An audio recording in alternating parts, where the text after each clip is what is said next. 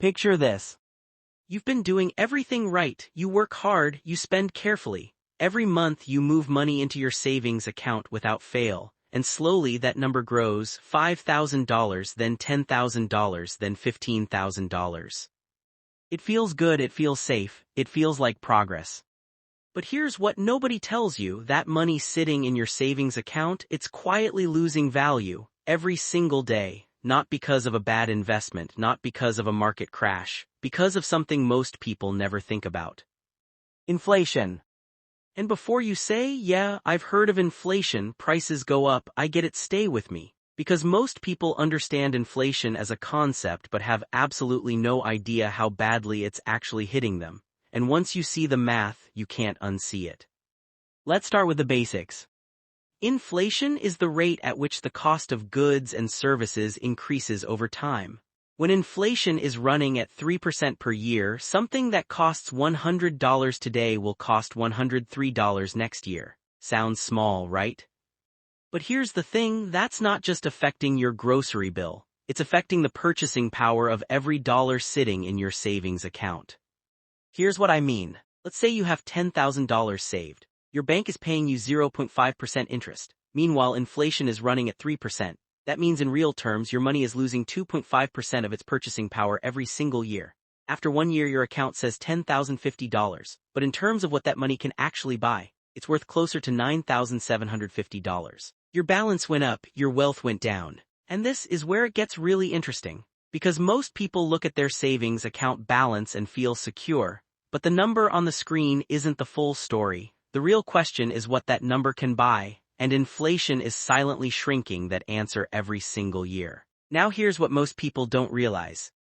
This isn't a new problem. Inflation has been eroding savings for decades. The U.S. Federal Reserve actually targets around 2% inflation every year on purpose. That's the goal, which means even in a stable, normal economic environment, your savings are expected to lose purchasing power if they're just sitting in a low-yield account. Think about that for a second. The system is literally designed for your idle cash to slowly lose value, not out of malice, but the incentive is clear: money that sits still gets punished.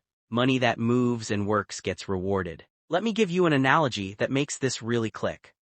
Imagine you fill a bucket with water. Every day there's a tiny hole at the bottom leaking a small amount out. You can't really see it happening. The bucket still looks full. But over months and years you keep losing water. That's inflation on your savings, slow, invisible, and constant. Now here's the uncomfortable part. Between 2021 and 2023, U.S. inflation hit levels this country hadn't seen in over 40 years.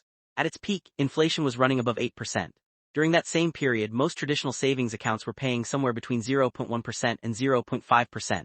That means millions of Americans were watching their savings lose 7 to 8% of real purchasing power in a single year. Not because of anything they did wrong. Simply because their money was sitting still. So what do you do about it? Because the answer isn't panic. And it isn't moving all your money into risky investments overnight. The answer is understanding that different money has different jobs, and parking long-term savings in a zero-growth account is the wrong job assignment. Step 1. Use high-yield savings accounts for your cash reserves. Right now, many online banks and financial institutions offer savings accounts paying 4% or higher. That doesn't fully beat inflation in every environment, but it dramatically reduces the gap. If your money has to sit somewhere liquid, it should at least be working harder than 0.5%. Step 2. Understand the difference between short-term money and long-term money.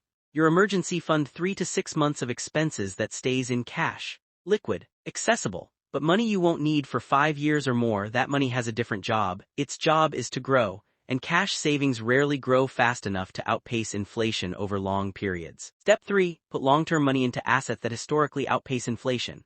Historically, the stock market has returned around 10% annually on average. Real estate has also served as a strong inflation hedge over time.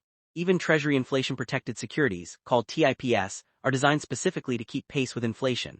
The point isn't which specific vehicle you choose. The point is that money sitting still loses the inflation battle almost every single time. Now you might be thinking, okay Jack, but investing feels risky. What if the market drops? Here's the truth: the risk most people are trying to avoid by keeping everything in savings, they're trading it for a different risk. The risk of inflation quietly destroying purchasing power over years and decades. Neither risk is zero, but one of them is invisible. and invisible risks are the most dangerous kind. Let's bring it back to basics. The silent tax is real. Inflation doesn't send you a bill. It doesn't show up on your bank statement. It just slowly, quietly reduces what your money can do.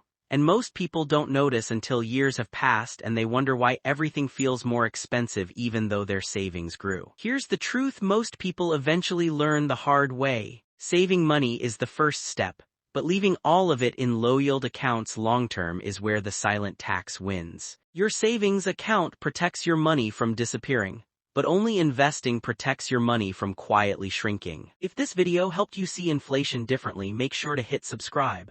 And I'm curious, did you know inflation was affecting your savings this way? Or is this the first time you're really seeing the math? Let me know in the comments. Because once you understand the silent tax, you can finally start working against it.